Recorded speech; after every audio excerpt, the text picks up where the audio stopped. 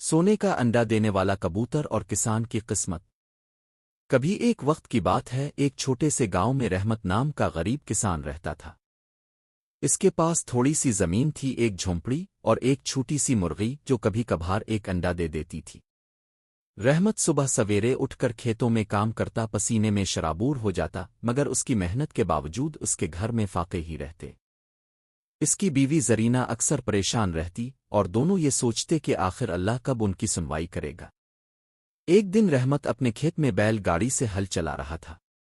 اچانک اس نے دیکھا کہ ایک زخمی کبوتر زمین پر پڑا ہے۔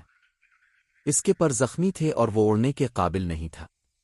رحمت کے دل میں رحم آ گیا۔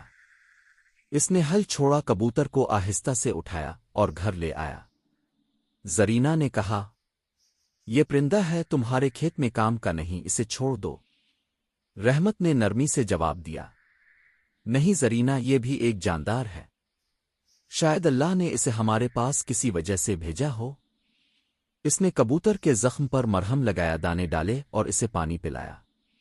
چند دنوں میں کبوتر بالکل تندرست ہو گیا۔ وہ روز صبح رحمت کے کندھے پر بیٹھ کر اس کے ساتھ کھیت تک جاتا اور شام کو واپس آتا۔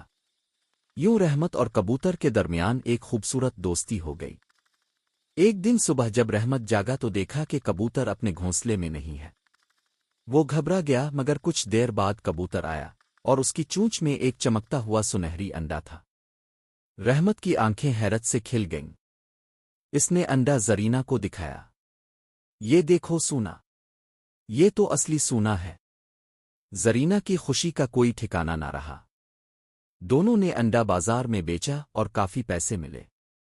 پہلی بار ان کے گھر میں کھانا خوب پکا، چولہا دنوں بعد جلنے لگا۔ اگلے دن پھر وہی ہوا، کبوتر نے ایک اور سونے کا انڈا دیا۔ رحمت نے دل ہی دل میں سوچا، یہ کبوتر تو میری تقدیر بدلنے آیا ہے۔ اب رحمت نے اپنی زمین بڑھا لی، نئے بیل خریدے، کھیت میں ہریالی چھا گئی۔ گاؤں کے لوگ حیران ہونے لگے، ارے رحمت، تم تو امیر ہو گئے، راز کیا ہے؟ رحمت مسکرا کر کہتا، اللہ کی رحمت ہے بھائی، مگر اصل راز وہ کبوتر تھا جسے اس نے زخمی حالت میں اٹھایا تھا۔ دن گزرتے گئے اور رحمت کی دولت بڑھتی گئی، لیکن ایک دن لالچ نے اس کے دل میں جگہ بنا لی۔ اس نے سوچا، اگر یہ کبوتر روز ایک انڈا دیتا ہے تو شاید اس کے پیٹ میں اور بھی سونا ہوگا، کیوں نہ میں اسے کاٹ کر سارے انڈے ایک ساتھ حاصل کر لوں؟ زرینہ نے روکتے ہوئے کہا، نہیں رحمت، ایسا مت کرنا، اللہ نے ہمیں جتنا دیا ہے وہ کافی ہے۔ لالچ انسان کو برباد کر دیتا ہے۔ مگر رحمت نے اس کی بات نہ مانی۔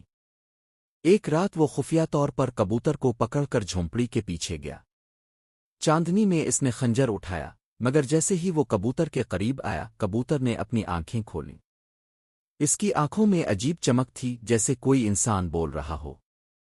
رحمت، کبوتر کی نرم آواز گونجی، میں تمہارے ایمان کا امتحان لینے آیا تھا۔ تم نے میری مدد کی تو میں نے تمہیں نوازا، مگر اب تمہارے دل میں لالچ نے گھر کر لیا ہے، اب میں تمہیں مزید نہیں نواز سکتا۔ یہ کہہ کر کبوتر آسمان کی طرف اڑا اور ایک سنہری روشنی میں غائب ہو گیا۔ رحمت نے گھبرا کر ہاتھ بڑھایا، مگر دیر ہو چکی تھی، اس کے ہاتھ خالی رہ گئے۔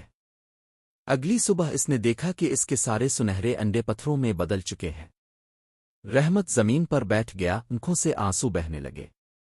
اے اللہ، میں نے اپنی لالچ سے سب کچھ کھو دیا۔